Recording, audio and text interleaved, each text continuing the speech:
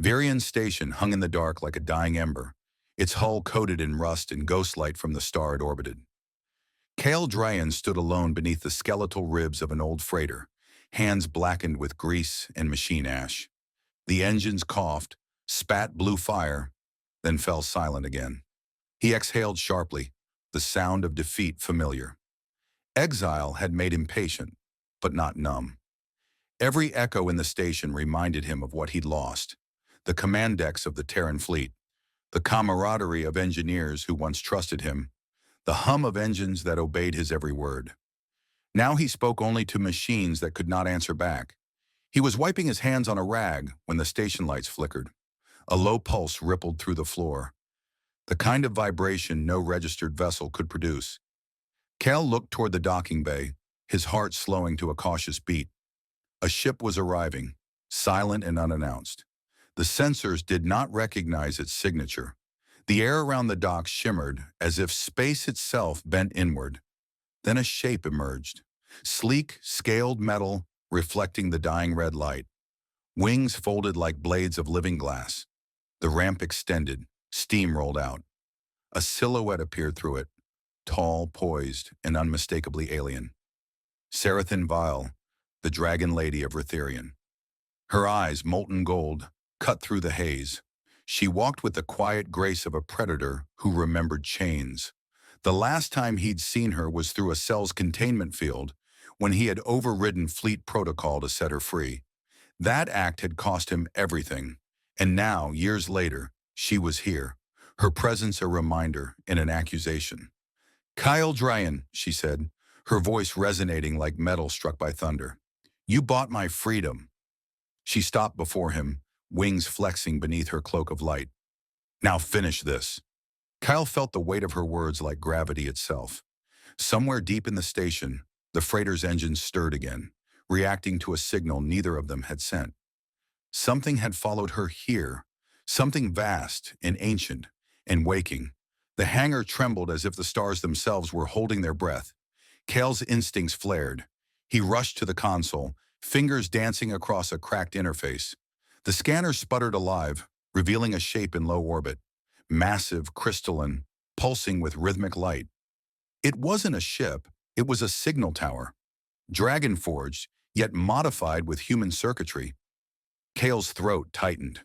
He knew that design. He had helped build it during his last months in the fleet, before his disgrace. It was meant to control, to suppress. Sarathan moved closer, her shadow stretching long across the metal floor. "They've awakened the crown of Ritherian," she said, each word heavy with restrained fury. "They've turned it against my kind.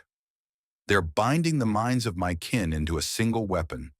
She turned her gaze to the window, to the faint red glow beyond. "You understand this machine?" "You must." Kale hesitated, the old guilt flaring like a wound. "I designed its framework, but the activation protocols, they were sealed by command. I'd need access to the original code." Her eyes flared brighter, twin suns of molten light. "Then we go where that code sleeps." He almost laughed, a dry, broken sound. "You're talking about infiltrating the Dominion's central grid. That's suicide. Freedom always is." Her words sliced through the air with cold finality. Outside, the sensor alarms began to wail. The crystalline tower shifted, and a beam of ultraviolet fire lanced through the void, striking the station's upper decks. Steel screamed. Kale grabbed Sarathan's arm and dragged her toward the maintenance bay, sealing blast doors behind them. Through the thin metal, he could feel the vibration of an approaching fleet. Dominion drones, sleek as razors, hunting by the beacon she carried in her blood. She met his eyes, unblinking. "You freed me once, human. Do not falter." Now Kale exhaled, his pulse sinking with the ship's flickering core. "Then we fly." The old freighter's engines roared awake, blue plasma veins igniting like a heartbeat reborn. The freighter tore through subspace like a wounded animal, hull groaning under the pressure of its own defiance. Kyle sat hunched over the control array, his hands trembling as he rerouted coolant through half-dead circuits. Sparks cascaded across the dim cabin. Behind him, Sarathan stood motionless, her wings faintly glowing through the shimmer of her cloak. Every few seconds, a pulse from the Dominion fleet rippled through the ether, tracking them through the distortion trails. They were closing fast. "We can't outrun them," Kyle muttered. "Their drives are phasing through subspace drag. They'll tear us apart if we keep running blind." "Then stop running," Sarathan said. "You humans built the corridors between stars. Hide where your kind fear to go." Kale's eyes flicked to the star chart. There was one option, a fractured worm gate near Ceres 4, banned since the last war. No coordinates, no stability, just static and ghosts. Perfect. He punched the thrusters. The ship veered sharply, diving toward the worm gate's fractured event horizon. The Dominion drones followed, their energy signatures burning like wasps in pursuit. Cal's console screamed warnings. "Hull integrity at 40%. Will dissolve if we stay too long."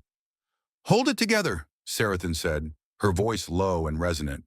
She stepped beside him, resting a clawed hand on the console. Energy surged from her touch, fusing with the freighter's systems. The dying engines responded with a roar.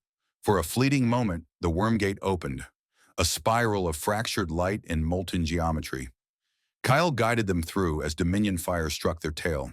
The ship convulsed, gravity collapsing in all directions. He blacked out for a breathless instant. When he awoke, silence. The scanners showed no pursuit, no Dominion, only a pale nebula stretching like frozen mist. Sarathan exhaled slowly, her eyes dimmed.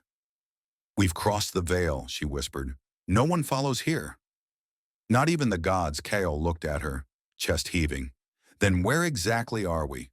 She smiled faintly. "Between what was and what still remembers." The nebula surrounding them was not made of gas, but memory. Echoes of dead civilizations suspended in light.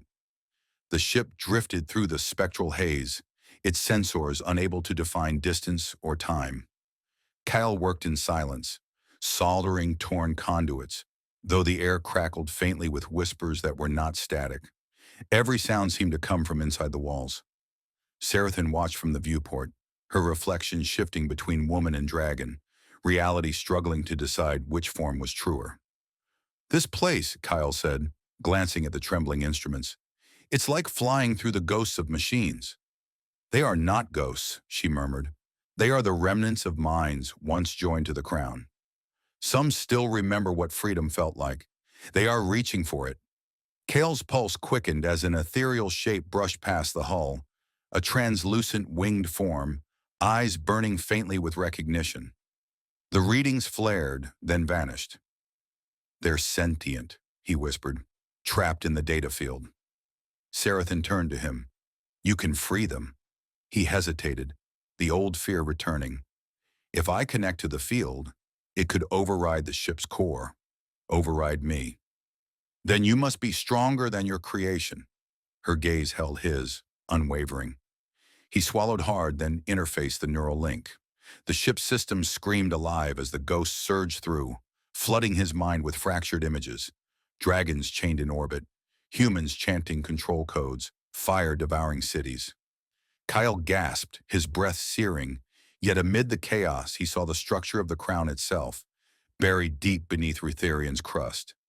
He ripped the cable free, collapsing against the console. "I saw it. Its heart."